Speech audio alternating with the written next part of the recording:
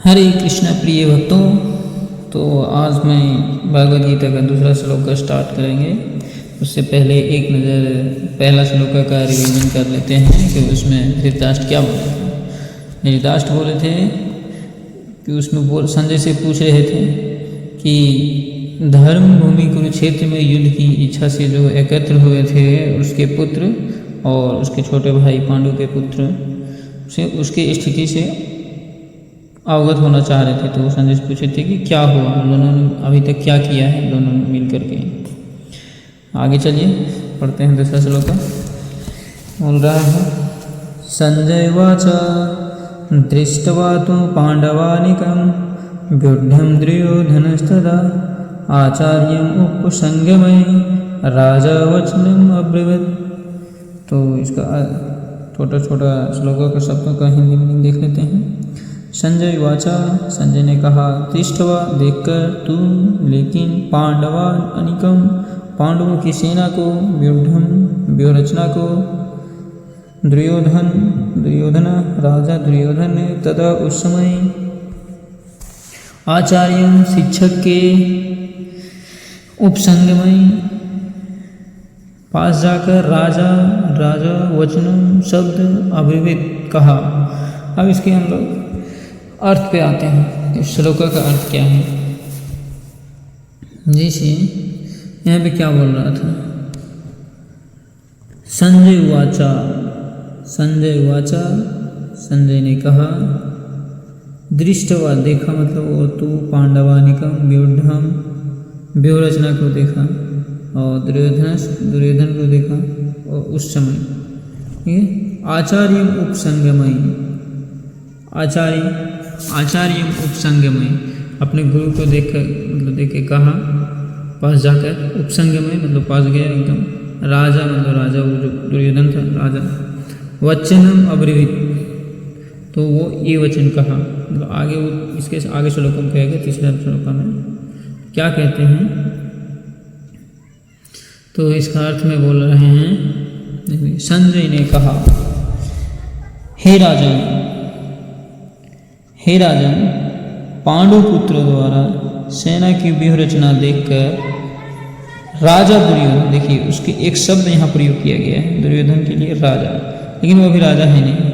तो ऐसे संजय क्यों प्रयोग कर रहे हैं, वो इसलिए प्रयोग कर रहे हैं क्योंकि वो राजा का जो पहले पूछा कि आखिर दोनों जो कुरुक्षेत्र में जमा हुए हैं युद्ध की स्थिति से, वो धर्म क्षेत्र था, वहाँ क्योंकि सत्य की जीत होता था। तो वो और जानते थे कि पांडु के पुत्र लोग हैं वो एकदम जन्म से ही पवित्र है, एकदम धर्म में ही सब चलता है।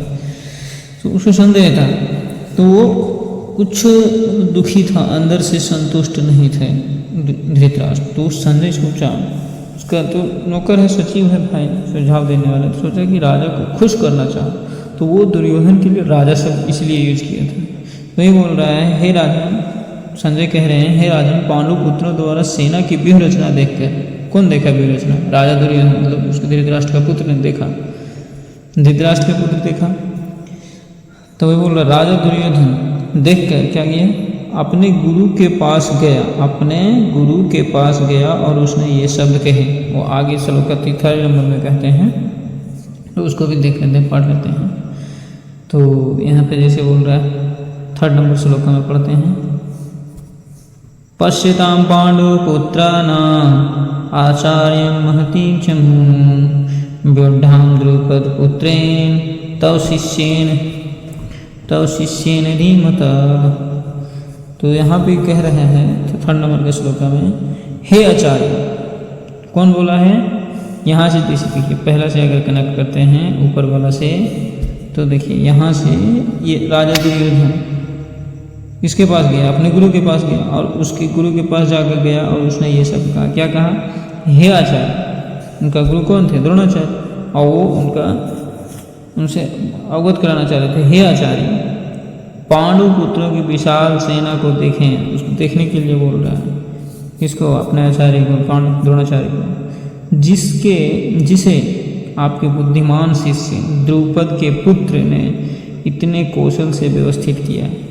तो देखिए इसका कितना डर हो गया, पांडवों की सेना का जो व्यूह रचना था उसको देखा देख कर दुर्योधन डर गया, खतरनाक तरीकों से सजाया गया था उसको। और वो कौन सजाए थे? जैसे सजाए थे द्रुपद के पुत्र का नाम था धृष्टद्युम्न, और वो सजाए थे। तो वो शिक्षा पाए, वो उसी का शिष्य था। देखिए यहाँ बोल रहे हैं ना, आपके बुद्धिमान शिष्य किसके? द्रोणाचार्य से पूछ रहा है कि आपके बोल रहे हैं आपके बुद्धिमान शिष्य। तो जब जन्म लिया है ना, द्रुपद और द्रोणाचार्य दोनों एक ही गुरुकुल में पढ़ते थे बचपन में, और दोनों मित्र थे। तो उन लोग का आपसी झगड़ा था, कुछ राजनीतिक झगड़ा, जैसे गाय कुछ वो बोला था कि कुछ मिलेगा, उसके बाद तो वो एक अलग है, उसके लिए कभी हम लोग में चर्चा कर लेंगे। बट यहाँ पे एक शॉर्टकट नजर रखते हैं। उसका लॉग झगड़ा था कि उसका एक बार उसका बच्चे का अश्वत्थामा का दूध पीने का मन था, कि तो दूध के लिए था नहीं, गाय ब्राह्मण तो गरीब ब्राह्मण थे, तो वो गए थे। जब द्रुपद तो राजा था उसको, तो उसके पास गया था द्रुपद के पास द्रोणाचार्य, तो वहाँ उसको पहचानने से इनकार कर दिया, क्योंकि गरीब को हर कोई नहीं पूछता। बोलता है ना, उगता हुआ सूरज को हर कोई प्रणाम करता है, उगता हुआ सूरज को हर कोई प्रणाम करता है, डूबता हुआ कोई नहीं। वो स्थिति है कहावत का।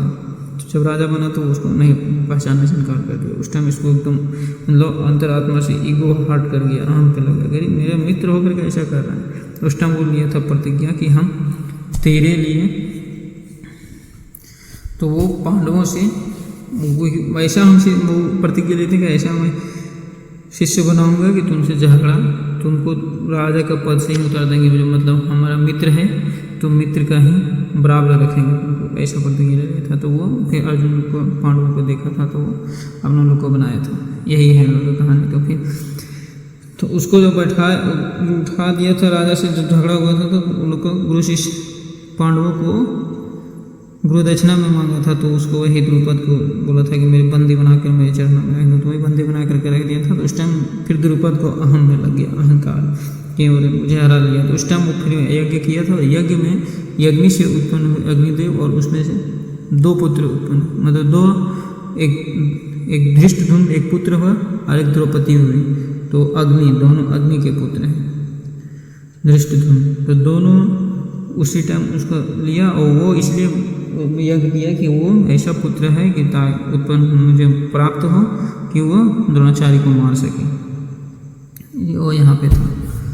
तो अब वही फिर क्या हुआ, जब उसको बड़ा हुआ बालपन में, तो उसको शिक्षा के लिए द्रोणाचार्य को ही मतलब दे दिया था। तो द्रोणाचार्य जितना कुछ भी जानते थे, सब कुछ बिना झिझक विझक के, उसको जान रहा था कि मेरे मौत का कारण है, इसलिए उसको कोई कसर नहीं रखा। सारा शिक्षा अपना जो जानता था, युद्ध व्यवस्था सब कुछ दे दिया।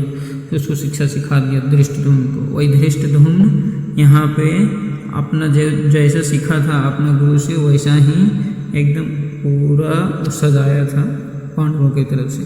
पांडवों की तरफ से उसी को सेनापति रखा गया था धृष्टद्युम्न को ही। तो यही बोल रहा है। एक बार दूसरा श्लोका को हम लोग अच्छे से इसका तात्पर्य पढ़ लेते हैं। इसमें बोला जा रहा है धृतराष्ट्र जन्म से अंधा था, दुर्भाग्यवश वह आध्यात्मिक दृष्टि से भी वंचित था। वह यह भी जानता था कि उसी के समान उसके पुत्र भी धर्म के मामले में अंधे हैं, और उसे विश्वास था कि वे पांडवों के साथ कभी भी समझौता नहीं कर पाएंगे, क्योंकि वो लोग वो भी अंधा नहीं बोलेंगे, वो भी जानता था कि ये लोग भी मतलब धर्म के अंधा है, मेरा पुत्र लोग भी, क्योंकि 5 पांडव जन्म से ही पवित्र थे। फिर भी उसे तीर्थ स्थान के प्रभाव के विषय में संदेह था। इसीलिए संजय युद्धभूमि की स्थिति के विषय में उसके प्रश्न का मंतव्य को समझ गया था। मतलब वो डर रहे थे ना वो धृतराष्ट्र। तो वही है, इसीलिए यहाँ पे देखिए बोला, अतः वह निराश होकर प्रोत्साहित होकर राजा को मतलब खुश करना चाहे वो। तो यही सब बताया है यहाँ पे, वैसे कुछ नहीं, अभी तो सब बताया ही नहीं। ये सब गंभीरता का कारण, मतलब वो पूरा डर में थे अंदर से ही। तो ठीक है, यहाँ पे आज क्या किया है दूसरे श्लोका में कि संजय अपना मतलब युद्ध क्षेत्र का निरीक्षण किया, और यहाँ पे दुर्योधन जो है वो देखा यहाँ पे संजय कि दुर्योधन जो है अपने शिष्य गुरु के पास जाता है और भयभीत हो जाता है। दुर्योधन डर जाता है कि इतना भयानक विशाल मतलब सजाया है, व्यू को देख करके डर गया और बोलता है कि नहीं ऐसा चुप कहीं ना जाए हमारा द्रोणाचार्य गुरुजी, और कहीं अपने दुर्योधन उसके प्रिय मित्र मतलब प्रिय छात्र थे, शिष्य थे द्रोणाचार्य का, तो वो सोचा कि कहीं डर ना जाए और कहीं ये सब अपने उधर कहीं फिर आत्मसमर्पण ना कर दे, उधर न चल जाए पांडवों की तरफ। इसलिए वो द्रोणाचार्य को अवगत करा देना चाह रहे थे कि नहीं ऐसे अवगत हो जाए ताकि वो बाद में मिल ना पाए इन लोगों से। ठीक है, हरे कृष्ण। ऐसे ही आप लोग साथ रहिए, बहुत अच्छा है, अपने जीवन में ये सब को उतारिए, देखिएगा कि आगे चल कर के बहुत खुशी मिलेगी आपको कुछ न कुछ दिन में।